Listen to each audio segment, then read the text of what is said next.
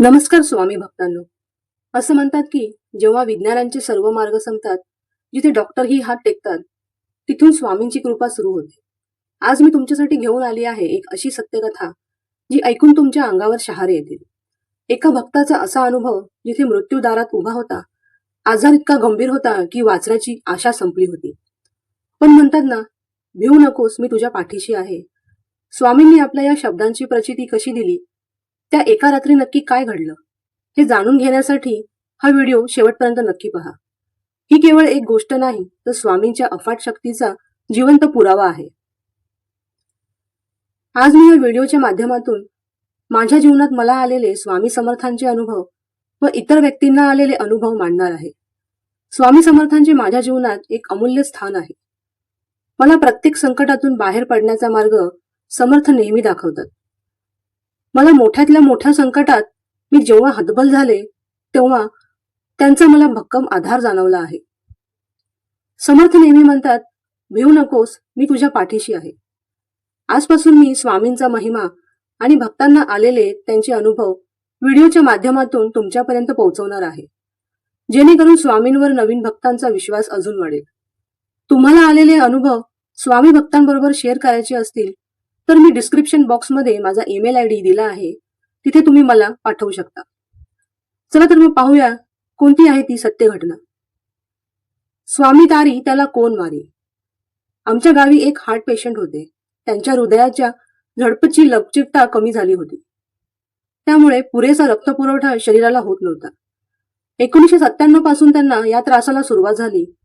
त्यांना तेव्हापासून औषधं चालूच होते, पण त्यांचा त्रास हळूहळू वाढत गेला. जास्त त्रास दगदग झाली की तो थकून जायचे. अशा परिस्थितीत त्यांनी 2003 पर्यंत नोकरी केली, पण त्यांना जास्तच त्रास होऊ लागला. त्यांना ओपन हार्ट सर्जरी करायला सांगितली होती. त्यांनी डॉक्टरांच्या सल्ल्याने सर्जरी करण्याचा निर्णय घेतला. त्यांच्या घरात स्वामी समर्थांची एक मोठी प्रतिमा होती. ते नेहमी त्यांची सेवा करत असत. तेवढेच त्यांना बरे वाटायचे. त्यांची स्वामी समर्थांवर अपार श्रद्धा होती. आजारातून सावरण्याची ताकद स्वामीच त्यांना देत होते. ते एके दिवशी पत्नीसोबत बाहेर निघाले. पायी चालत असताना अचानक मोटरसायकलने येऊन त्यांना धडक दिली. धडक जोराची होती. ते उडून रस्त्यावर पडले. आजूबाजूच्या लोकांनी त्यांना उचलले.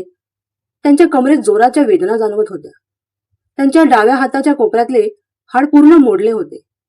त्यांनी लोकांच्या सहाय्याने उभे राहण्याचा प्रयत्न केला, पण त्यांना उठता येईना. उजव्या पायाचे हाड घोट्यातून मोडले होते. त्या परिस्थितीत त्यांना ऍडमिट केलं. समर्थ कृपेने त्यांना एक ऑर्थोपेडिक सर्जन वेळेवर मिळाले आणि त्यांच्यावर उपचार चालू झाले. ते हार्टसाठी ज्या हार्ट सर्जरी डॉक्टरकडे ट्रीटमेंट घेत होते, ते डॉक्टर उपलब्ध झाले. 2 ते 3 दिवसात दोन्ही ऑपरेशन यशस्वीरित्या पार पडले. पण या सर्वात त्यांच्या हार्टला कोणताही त्रास झाला नाही. ऑर्थोपेडिक सर्जन एकदम खेळाडू वृत्तीचे असल्यामुळे त्यांना त्रासाची जाणीव झाली नाही. त्यांनी त्यांचे गांभीर्य जाणवू दिले नाही. ते आले की वातावरण एकदम बदलून जायचं. ते अतिशय खेळकरपणे बोलत.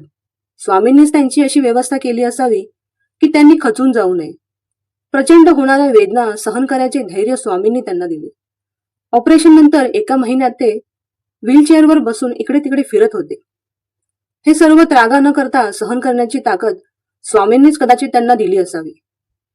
7 ते 8 महिन्यात सर्वत्र बाहेर येऊ लागले. पण पुढील 2 महिने त्यांना हार्टचा त्रास पुन्हा होऊ लागला. 2 महिने तब्येत सुधारण्यासाठी घालवले होते. त्यांनी हार्ट सर्जरीचा प्लॅन केला. 4 पैकी 3 हृदयाच्या झडपा बदलावे लागणार होते. हार्ट सर्जन स्वतः त्यांची काळजी घेत होते. त्यांची देखभाल करत होते, कारण ऑपरेशन नंतर 5 दिवस त्यांना कोणालाही भेटता येणार नव्हते. ते त्यांना धीर द्यायचे. तुला लवकर बरे व्हायचे आहे, मुलांच्या जबाबदाऱ्या पार पाडायच्या आहेत, असे सांगून प्रोत्साहन द्यायचे. मनाला उभारी द्यायचे. त्यांच्या रूपाने स्वामींच येऊन पित्याची माया त्यांना देत होते.